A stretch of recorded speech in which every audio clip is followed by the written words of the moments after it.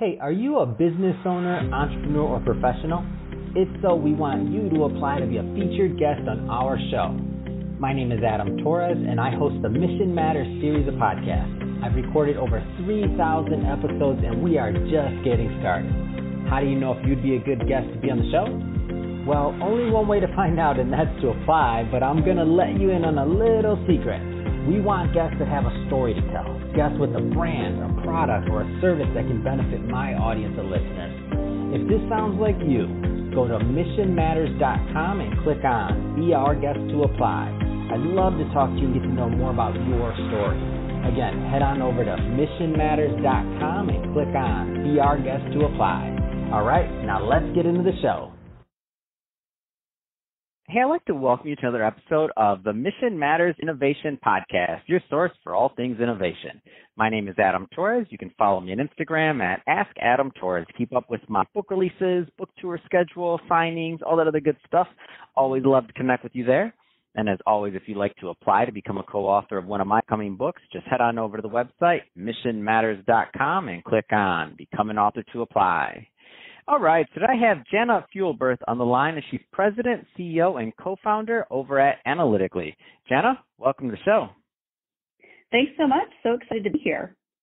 All right, so I'm excited to get into today's topic. So CEOs don't care about data. I mean, that is a pretty bold statement, I have to admit, Jana. I mean, just to get us started, I mean, why don't they care? Well, I think, it's a little provocative, isn't it, right? Definitely makes your head tilt when you read it, right? Absolutely. I'm like, oh, you don't care. So tell me more, Jana. Tell me more. You got me.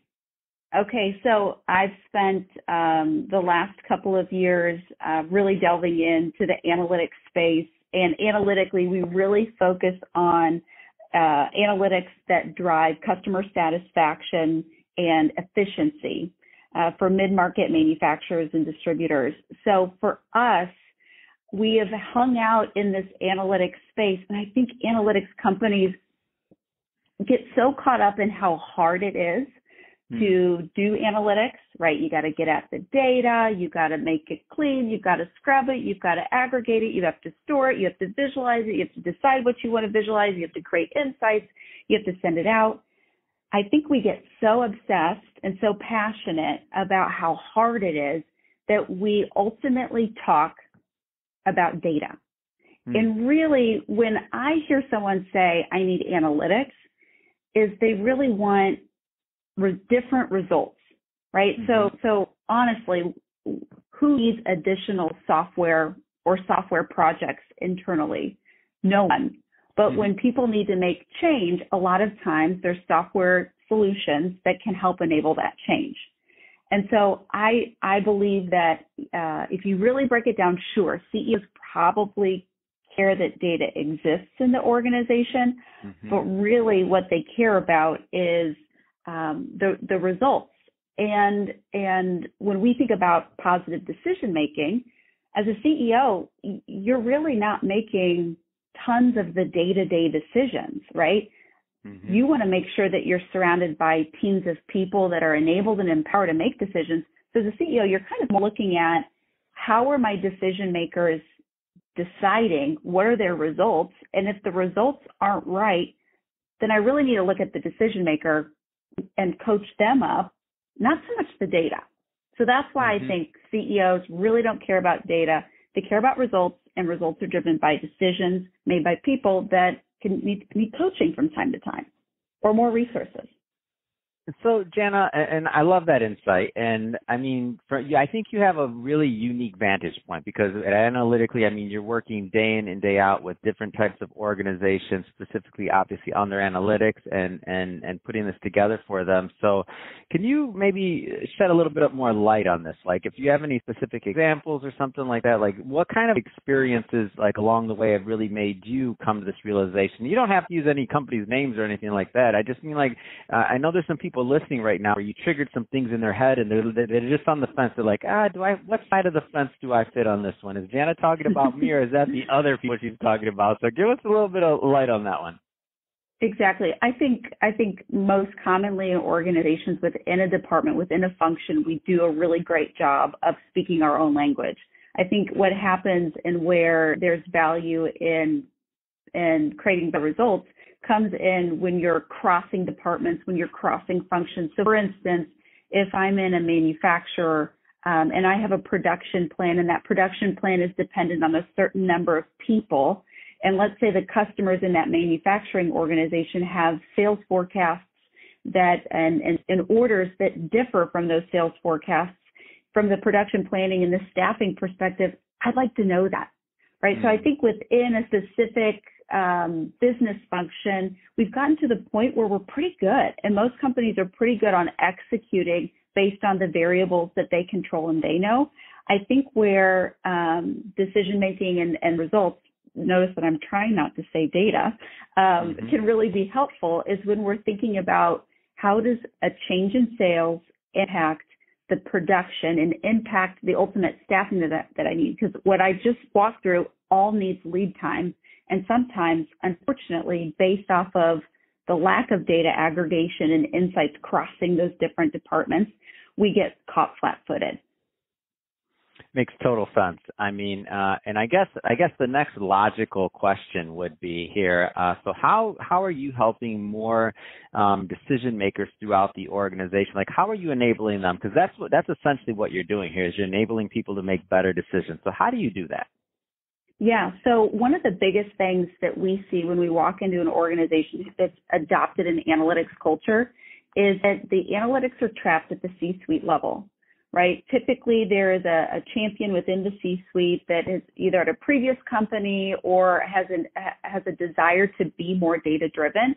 But the issue is that the insights that would drive the better decision, that ultimately drives the better result, doesn't get into the frontline managers or frontline supervisors' hands within what we call the decision-making window, right? It's really tough to coach and drive change when you're talking about something that you just found out went wrong last Tuesday, today. And so, number one, we think about, are we providing decisions within the decision-making window, right? And number two, are we providing them in a way that's easy to use and consumable, right?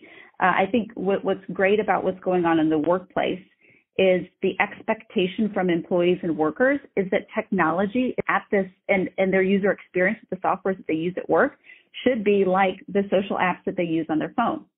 And so we always think about it from two perspectives: decision-making window and easy to use. Because if we don't have both of those in place, the likelihood that an analytics project or an analytics initiative is going to be successful is really low. So, Jana, final question, two-part question.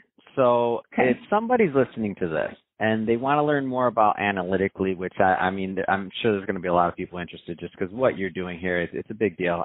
But I do want to make sure the right types of individuals and organizations connect. So first off, what is typically a good type of client or fit or niche for analytically? And then second thing, I mean, what's the best way for them to follow up? Absolutely. So as you can imagine, analytics and the positive outcomes from them, a lot of different organizations can benefit. Really, at Analytically, where we focus is in mid-market manufacturing and distribution organizations. And especially as we transition to FY21, we are doubling down and really focusing in the food space. I think one of the things that's happened and it's become really apparent to all of us in this pandemic is the fragility of our supply chain when it comes to food. And so Analytically has a major focus in food manufacturing and food distribution in 2021. Not to say that we can't work with organizations that aren't food or food adjacent, but that's really where our hearts and our passion is in supporting businesses as we transition to the next normal in 21. If there are folks that are listening, we would love to connect. I could direct them easily to our website. There's a short form that they could fill out. It's at analytic.li. You pronounce the company Analytically, but it's spelled analytic.li. There's a short form you can fill out, and one of our folks will get in contact. You can also follow us on LinkedIn. We're pretty active with our blogs and our content, and there's always something new to look or watch for. Fantastic. Well, Jana, really appreciate you coming on the show today and sharing more about your background. Thanks for the invitation. Absolutely, and all the great things that you're doing over at Analytically to empower our companies and our decision makers out there. So I think it's great what you're doing. And to the audience, as always, thank you for tuning in. Hope you got a lot of value out of this. I hope you learned a lot. If you did, and especially if you're a first-time listener, definitely don't forget, hit that subscribe button. We want you to be a return listener. Have a lot more great guests coming up for you, and we do not want you to miss out on that. And, of course, if you're watching on our YouTube channel, Mission Matters Innovation, hit the subscribe button there, but also leave us some comments on the video. Love to know what kind of projects and other things that you have going on in your world. And Jana, thanks again for coming on the show. Awesome. Thanks for the time.